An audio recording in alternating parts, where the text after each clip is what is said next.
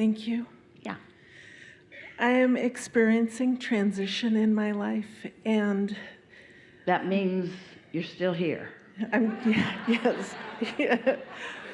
And the way my life has evolved so far, it has been not my choices. It feels like I've been dragged. Well, that's what we mean when we present a vibration that causes Esther to use the words life coming at you. So it sometimes feels like you're just responding to life as it's coming at you. And so I don't know what someone asked me. But you do have control. But you do have control more than you know over your response to it. Yes. In other words, if you could only speak a word or two about how that feels, what you've just described, that you feel like you're without choice, what would that word be? Do you feel vulnerable? It's not like that. It's that whatever I've resulted in doing, I've always enjoyed it. As long as I can stay in the moment, I can have fun with what I'm doing. But just some of the directions that I've been pointed in would not have been what I would have chosen. For example, I was a skydiver and taught skydiving for 20 years about, and then after the military, I went to school. Somebody said, the only thing we will let you do is computers.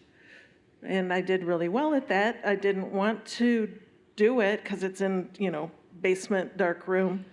But I did well at that, did that for 25 years. Now I am a little bit earlier than I thought, going into kind of a retirement phase. Here's what's screwy about what you're telling us. Okay.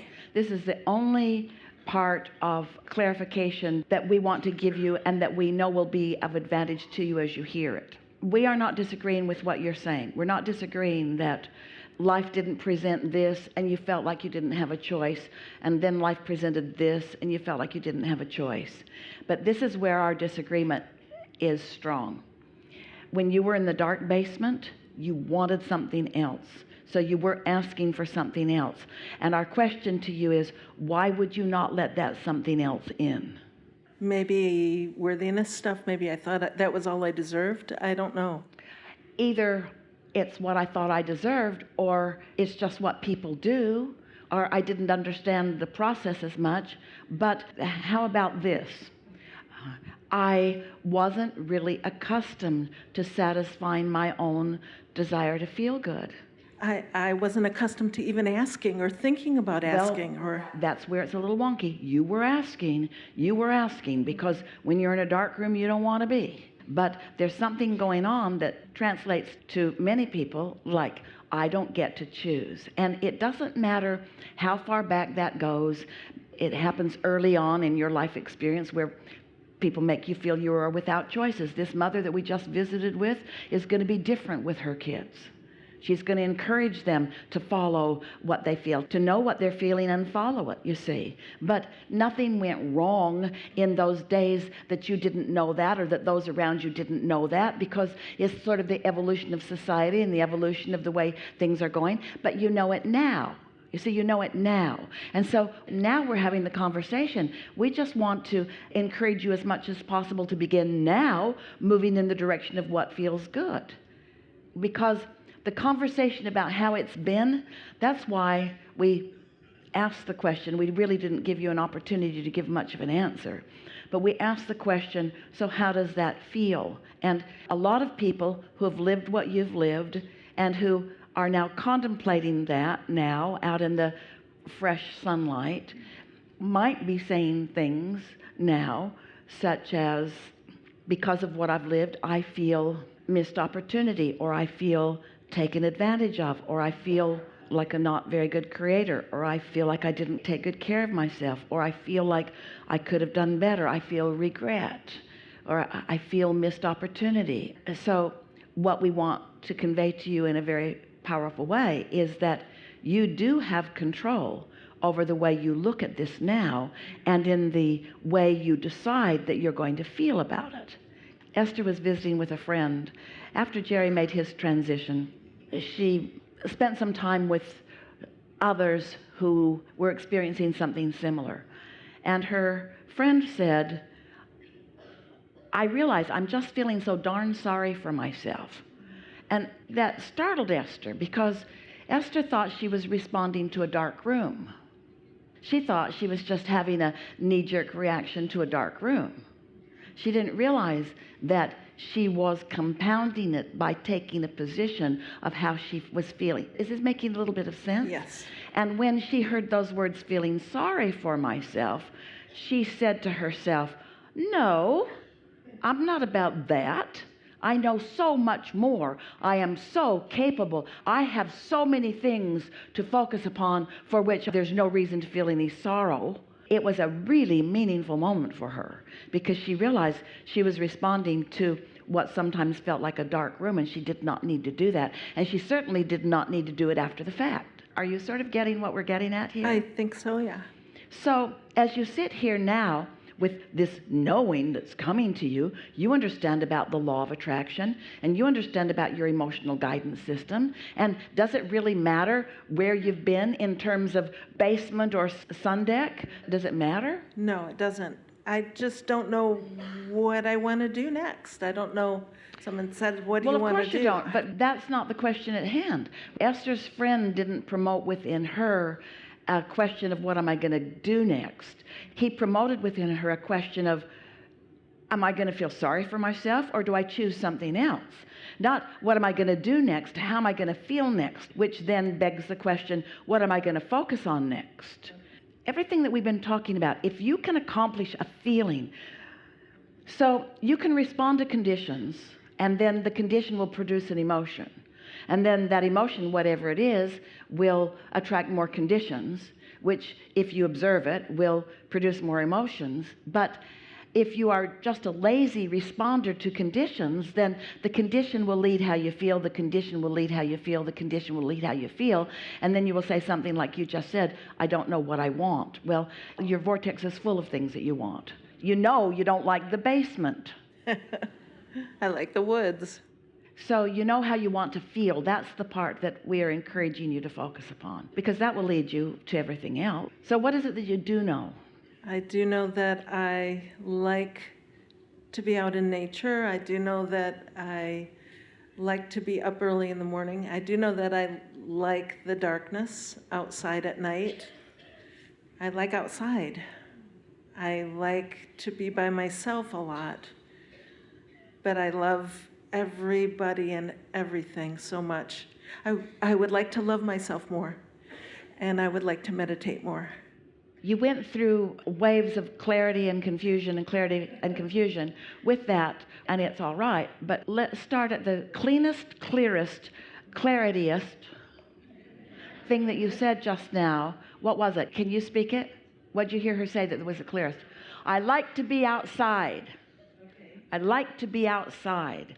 Think about what outside feels like, not how you get there. There's not a window in this room. How do you even breathe in here?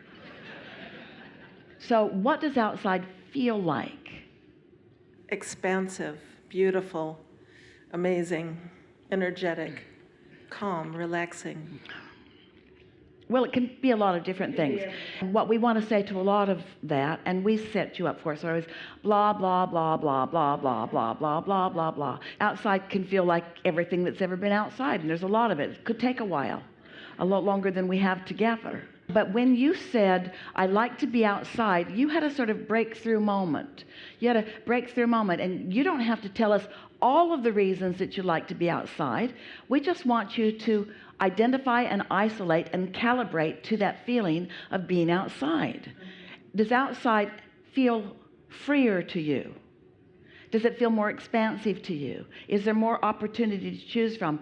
Or is outside more general and less specific? Is outside more conducive to your alignment than inside? That's the piece that we want you to acknowledge. I feel better outside. I feel at my very best when I'm outside. I feel great when I'm outside. I feel so good when I'm outside. Now, what are we emphasizing here? Are we emphasizing outside, or are we emphasizing feel? Feel. I feel really good when I'm engaged in a meaningful conversation. It feels so good to have the clarity of my own mind. It feels really good to engage with other people who are expressing themselves. In other words, we want you to focus on feeling, and we want you to give yourself permission to feel good. Yeah. To feel good. You've been hearing about your emotional guidance system. All of you have been, but have you given yourself permission to follow it? For short periods of time, I feel like I do pretty good. Are you giving yourself permission to go where it feels best? Most are not. Most are not. Give yourself permission to go where it feels best. This is the way you utilize your guidance system. But did you hear how there's a tendency to want to explain, well, why I would feel better outside, as if you need to make some case to someone that is the arbitrator, is the decider of what you get to experience. And unless you make a really good case, then you're not going to be allowed to be outside. Could it really be as simple as I think I would like that because of how it feels? Really? Are you that free? Are you so loved and so blessed? Is the entire universe all focused on showing you the path of least resistance to what feels best to you every step along the way? Yes. Yes. Yes. Why do you have to defend and justify?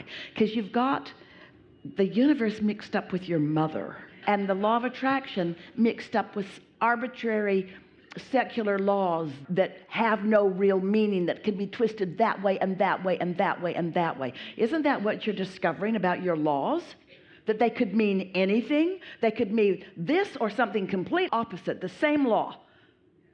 The same law. That's shaking your foundation just a little bit and making you maybe realize that there might be something deeper within you that you can count on, and that's the love of your inner being.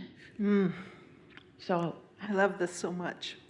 yeah, feels good to feel good. And it's the way you're supposed to feel. It's what you came for. It's who you mostly are. It's who you mostly are even in your human experience. It's absolutely who you are in your non-physical experience. So let's just run a few things by. Anytime you're explaining or justifying or defending anything, you've lost your way just for a moment, because there's no one asking for those justifications. We like it so much when you just stand unabashedly, desiring and expecting to feel good and to get to go where it feels best. We never offer homework, but we're going to right now. For the rest of your lives, well, do it for a little while, and then if you like it, keep doing it. And you will like it. So for the rest of your lives, each time you catch yourself explaining to anyone why you did something, why you're doing something, or why you want to do something, practice these words. Because I want to. Because I want to. Because I want to. Why'd you do that? Because I want to. I want to. Why are you going to do that? Because I want to. I want to. Why are you going there instead of there? Because I want to. Why did you make that decision? Because I want to.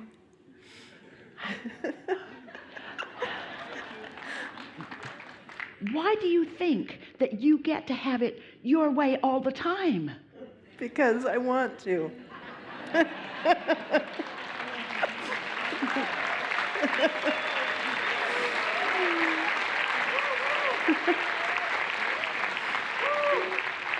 And because the larger part of me knows that I get to choose. Enough? Love that. Yes, thank you so much. Yeah.